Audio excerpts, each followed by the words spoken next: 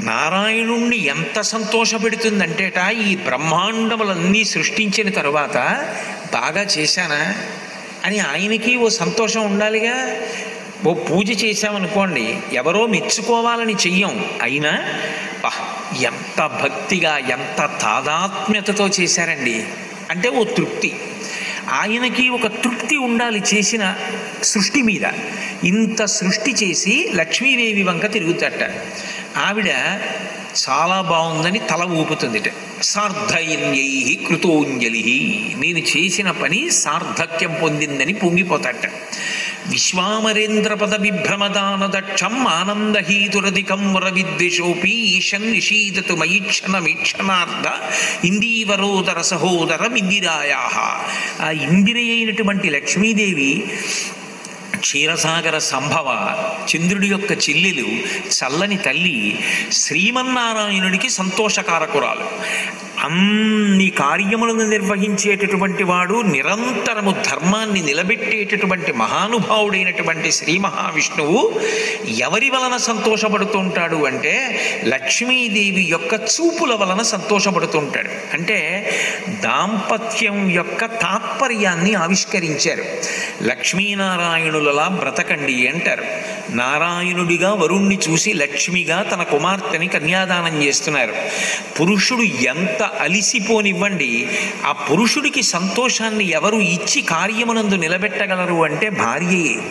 ఆమెయే పురుషునకు శాంతి స్థానం. అందుకే ఆ తల్లి నారాయణుణ్ణి సంతోషపెడుతుంటుంది, ఆమెయే సృష్టి స్థితి లయలకు కారణమవుతుంటుంది.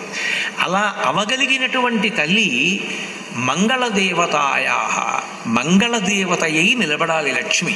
మంగళదేవత అన్న మాటకు అర్థం ఏమిటంటే ఏది ఉండాలో అది ఉండాలి, ఏది పోవాలో అది పోవాలి. పోకుండా పోవలసింది ఉండిపోయిన, ఉండవలసింది ఉండకుండా పోయిన లక్ష్మి ఉన్నట్లు కాదు, అలక్ష్మి ఉన్నట్లు. లోకంలో ముందు లక్ష్మి ఉండదు, అలక్ష్మి ఉంటుంది. ముందు ఉండేది కాబట్టి, పెద్దది కాబట్టి, ముందెవరు వస్తారో వాళ్ళది జ్యేష్ఠ అంటాం కాదు. ముందు వస్తుంది కాబట్టి ఆవిడికి జ్యేష్ఠాదేవి అని పేరు. ఆవిడికే అలక్ష్మి, దరిద్ర దేవత అంటారు. శ్రీ సూక్తం పూజ చేసేటప్పుడు అందరూ చదువుతూ ఉంటారు. అందులో లక్ష్మీదేవిని ఉద్దేశించి కొన్ని మాటలు చెప్తారు.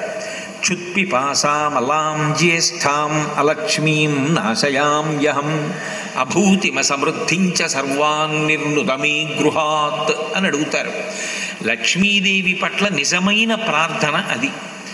అది శ్రీ సూక్తంలో అడుగుతారు. సూక్తం అంటే సుఉక్తం, బాగా చెప్పబడినది. ఏమని చెప్తోందంటే వేదం, మనం అడగకుండా మనకి ముందు ఏది వచ్చింది అంటే క్షుత్, ఆకలి వచ్చింది. షకారంతో సంస్కృతంలో ఏదైనా మొదలు పెడితే అది భరించడం చాలా కష్టం, అది ఉండడం చాలా కష్టం, అదంత తేలిక కాదు. క్షమ అన్నాను అనుకోండి, ఓర్పు. మనిషి ఓర్పు పట్టడం అంత తేలిక విషయం కాదు. తొందరపడిపోవడం చాలా తేలిక, ఓర్పు పట్టడం చాలా కష్టం. అలాగే క్షుత్, ఆకలి. ఆకలి వేసినప్పుడు మంట పుడుతుంది లోపల. ఆకలి వేయగానే మొదట ఏం పోతుందంటే ఓర్పు పోతుంది. ఓర్పు పోగానే ధర్మం పోతుంది. లోకంలో ఆకలి పెరిగిపోయిందనుకోండి, వేళపట్టున వర్షాలు పడి పంట రాలేదనుకోండి, ఆకలికి ఎక్కువైపోతే ఏం చేస్తారు? ధర్మం పాటించరు ఎవ్వరు. ధర్మాన్ని పక్కన పెట్టేసి బ్రతికితే చాలు. ఉన్నవాడన్నవాడు ఎవరైనా కనపడితే కొట్టి లాక్కొచ్చి తినేస్తాడు మనిషి. ఆకలి వేస్తే ధర్మం పోతుంది. ఆకలి వేస్తే ధర్మం పోతుంది కాబట్టే ఆ ఆకలి లేకుండా చూడమని అమ్మవారిని అడుగుతారు. ముందు క్షుత్, అలక్ష్మి, దరిద్ర దేవత. క్షుత్, పిపాస, దాహం, ఇవి వస్తూ ఉండాలి, పోతూ ఉండాలి. అసలు ఆకలి లేదనుకోండి, అదో దరిద్రం, అనారోగ్యం అని గుర్తు. మళ్ళీ ఆకలి ఇట్లేదని వైద్యుడి దగ్గరికి వెళ్ళాలి. ఆకలి వెయ్యాలి. ఆకలి వేసినప్పుడు అన్నం ఉండాలి తినడానికి.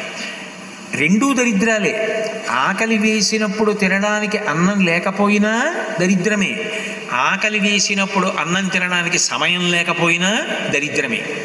అది సుఖంలా కనపడుతుంది, అసలు ఖాళీ లేదండి, అన్నం కూడా తినలేకపోతున్నాను అంటే లక్ష్మీ కటాక్షము లేదని గుర్తు. మీరు నన్ను క్షమించదరుగాక. అంత ఖాళీ లేకుండా ఉండకూడదు. ఆకలి వేయాలి, ఆకలి వేసినప్పుడు అన్నం తినాలి. ఆకలి వేసి అన్నం తింటే అక్కడతో అయిపోతుందా?